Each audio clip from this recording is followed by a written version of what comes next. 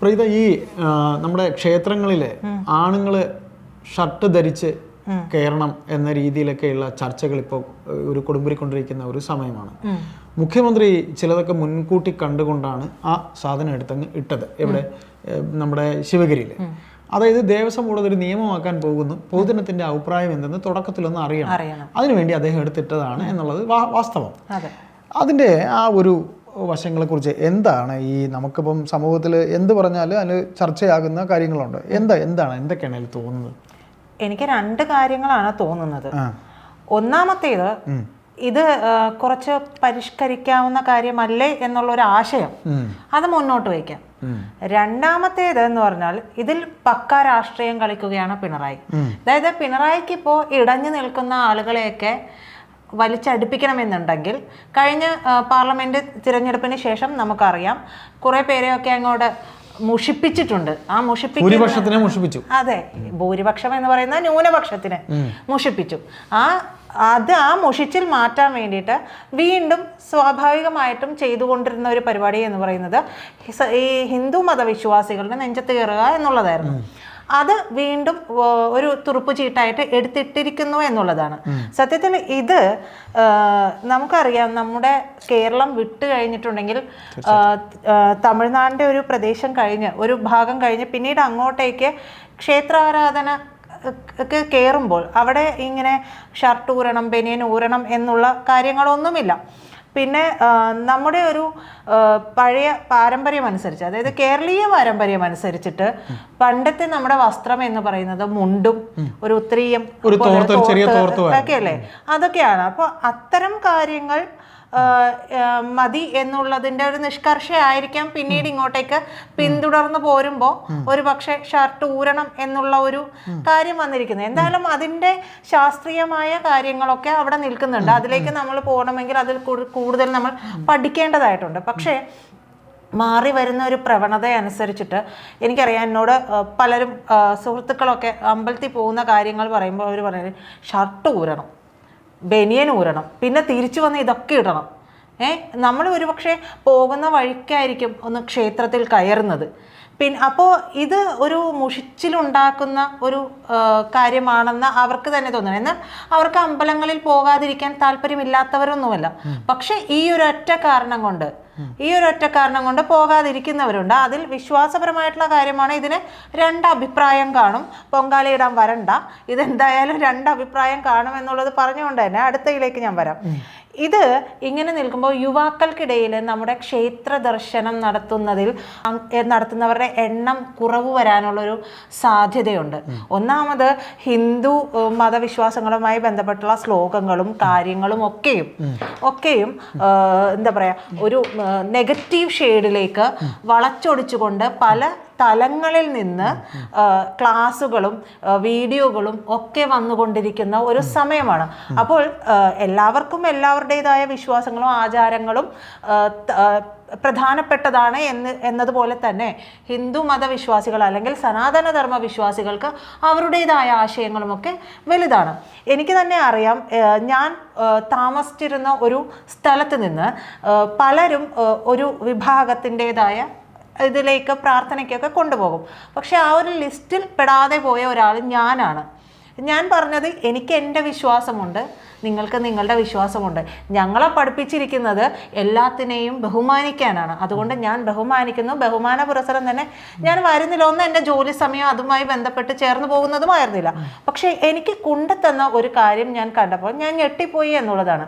അതിൽ നമ്മുടേതായ പല ശ്ലോകങ്ങളുടെയും, അതായത് ശ്ലോകങ്ങൾ മുഴുവനുമായിട്ടല്ല, അറിവുള്ളവർ പറയുന്നത് അനുസരിച്ച് തന്നെ ശ്ലോകങ്ങൾ മുഴുവനായിട്ടുള്ളതല്ല, അതിലെ ചില ഏടുകൾ മാത്രം എടുത്ത് തെറ്റായി വ്യാഖ്യാനങ്ങൾ നൽകി പ്രചരിപ്പിക്കുകയാണ്.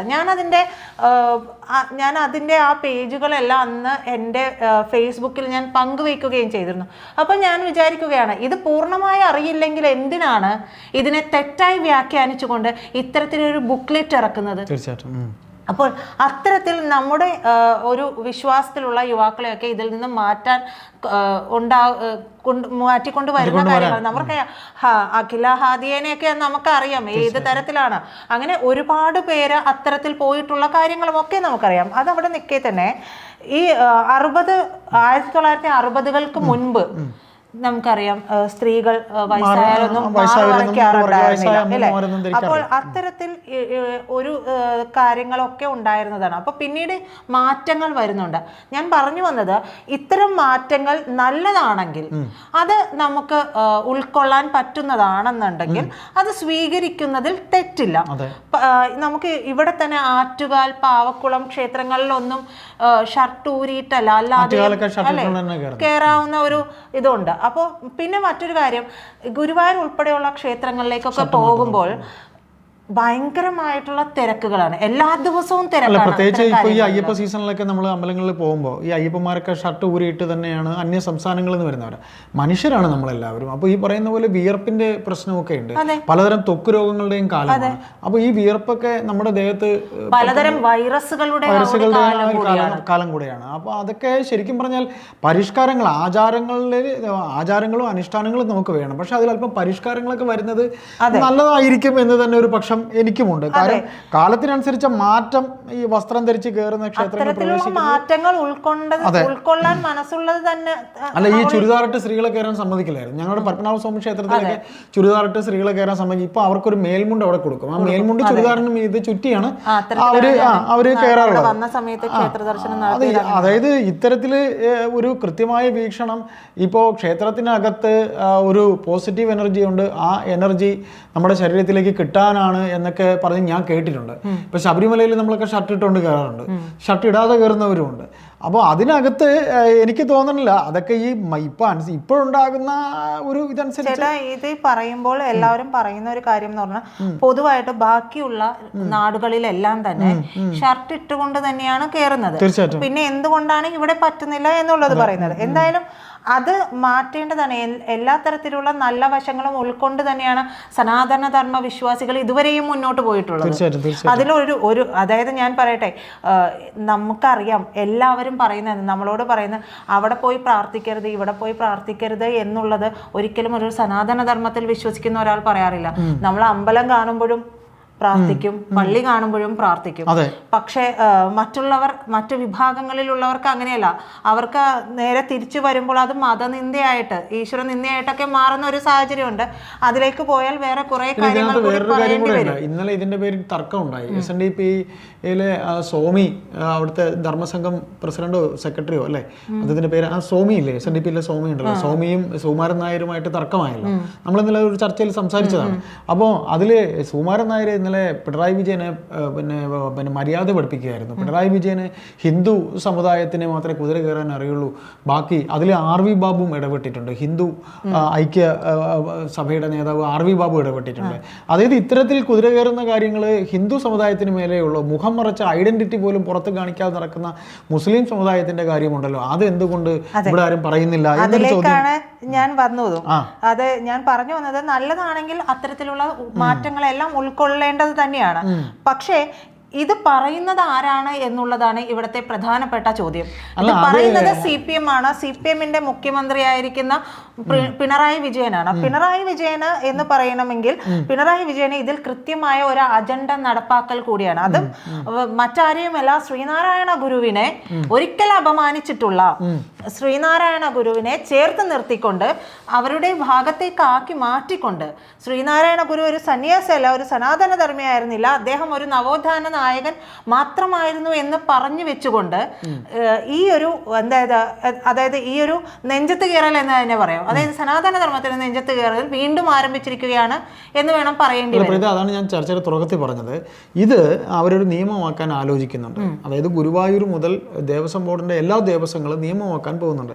ഇതൊരു കല്ലെടുത്ത് എങ്ങനെ എറിഞ്ഞാൽ അത് എന്തായി തീരുമെന്നറിയാൻ മുഖ്യമന്ത്രി, നമ്മൾ പിണറായി വിജയൻ എന്ന വ്യക്തിയെ വിടുക, മുഖ്യമന്ത്രി എന്ന ഒരു പദവിയുണ്ട്. ആ പദവി നമ്മുടെ കേരളത്തിലെ അഡ്മിനിസ്ട്രേഷൻ ടോട്ടൽ അവരൊക്കെ അല്ലേ. അപ്പോൾ അദ്ദേഹം അതിനെ ഒന്ന് പറഞ്ഞു നോക്കിയതാണ്.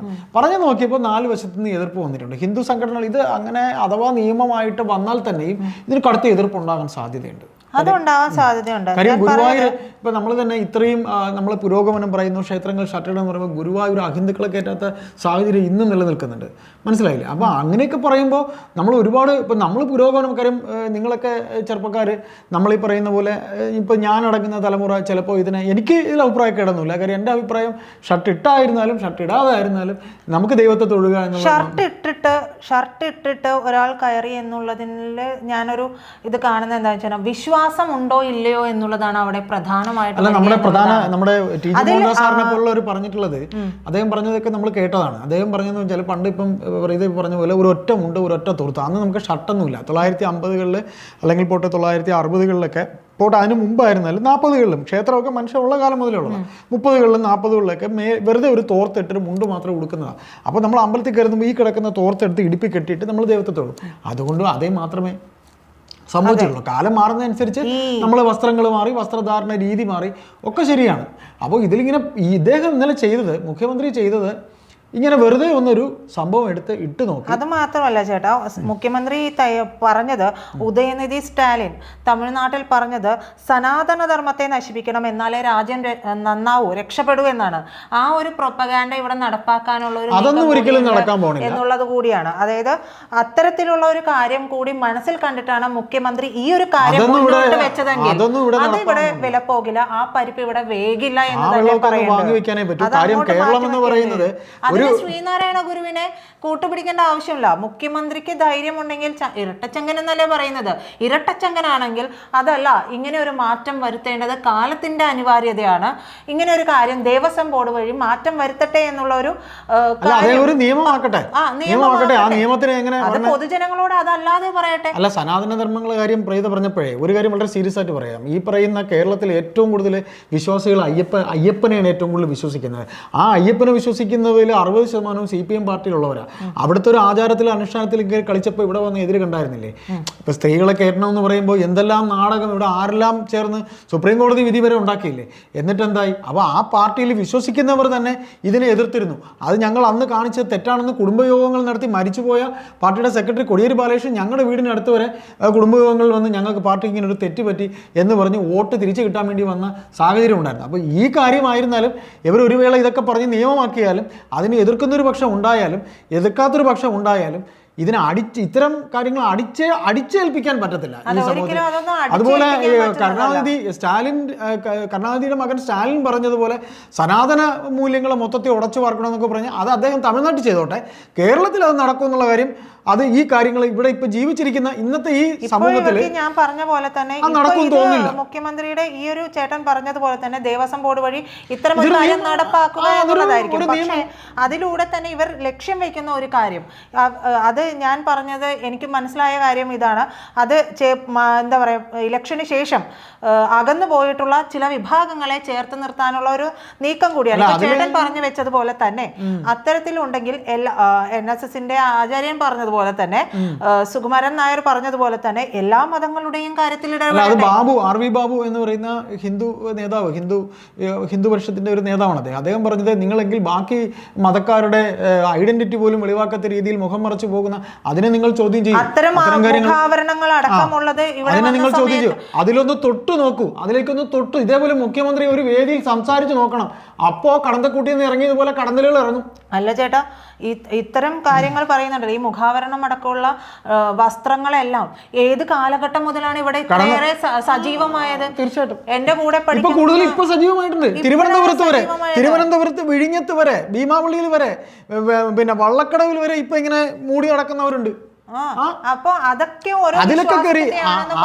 ആ വിശ്വാസത്തിലൊക്കെ കയറി ഒന്ന് ഇടപെട്ടോ. അതെ, അത് അങ്ങനെ ഇടപെടാൻ ധൈര്യമുണ്ടെങ്കിൽ പിണറായി വിജയൻ അങ്ങനെ പരിപ്പ് വേവിക്കട്ടെ. അല്ലാതെ ഒരു സ്ഥലത്ത് മാത്രമായിട്ട് പരിപ്പ് വേവിക്കാൻ വെച്ച് കഴിഞ്ഞിട്ടുണ്ടെങ്കിൽ, അതും ശ്രീനാരായണ ഗുരുവിനെ പോലെ ഒരു സനാതന ധർമ്മ മാർഗത്തിലൂടെ സഞ്ചരിച്ച ഒരു നവോത്ഥാന നായകന്റെ വേദിയിൽ വന്നിട്ട് ആ പേര് പറഞ്ഞ് ഇവിടെ പരിപ്പ് വേവിക്കാൻ, മതേതരത്വം വേവിക്കാനായിട്ട് നോക്കണ്ട. ഒരു കാര്യം കൂടി ഒരു വാൽകഷ്ണമായിട്ട് നമുക്ക് ചർച്ചയിൽ പറയാം. അദ്ദേഹത്തിന്റെ പ്രസംഗ തൊഴിലാളികൾ ആരെങ്കിലും അദ്ദേഹത്തിന് ഒരു വേള പോലും അറിയാതെ ഇത് തിരികെ കയറ്റിയതാണോ എന്നൊരു സംശയം കൂടി ഇന്ന് ഏതൊരു പത്രത്തിൽ എഴുതിയിട്ടുണ്ട്. അദ്ദേഹത്തിന് പ്രസംഗം എഴുതി കൊടുക്കുന്ന തൊഴിലാളികളുണ്ട്. ആർക്ക് മുഖ്യമന്ത്രി മനോജ് PM മനോജ്, പ്രഭാവർമ്മ പ്രഭാവർമ്മ ഇപ്പോഴും വർമ്മയാണെന്ന് വർമ്മയാണല്ലോ. അദ്ദേഹം ഇപ്പോഴും വർമ്മയാണ്. അദ്ദേഹം ഇപ്പോഴും കൃഷ്ണനെ കുറിച്ച് കവിത എഴുതുന്ന ആളാണ്. പക്ഷെ ജോലി കരയുന്നു എന്നുള്ളതാണ് അദ്ദേഹം പറയുള്ളൂ. അതെ അതെ അതെ, അത് ചില പ്രീണനങ്ങളുടെ ഭാഗമായിട്ടാണ്. ഏതായാലും ഏത് രീതിയിലായാലും എഴുത്തു തൊഴിലാളികൾ എഴുതി കൊടുത്തതായാലും അദ്ദേഹത്തിന്റെ എഴുത്തു തൊഴിലാളികൾ എഴുതി കൊടുത്തതായാലും അല്ലാതെ അദ്ദേഹം അറിഞ്ഞുകൊണ്ട് പറഞ്ഞതായിരുന്നാലും അങ്ങനെ ഒരു സനാതന മൂല്യങ്ങളുടെ മേലെ ഇങ്ങനെ ഒരു കടന്നുകയറ്റം ഇങ്ങനെ ഈ ഒരു ജാതിയുടെ മേലുള്ള അദ്ദേഹത്തിന്റെ പറച്ചിൽ ഒക്കെ മാറ്റി നിർത്തിയിട്ട് സർവ്വജാതി മതസ്ഥരെയും താങ്കൾ ഇതുപോലെ സംസാരിക്കൂ, അപ്പം ഞങ്ങൾ ആലോചിക്കാം. അതെ.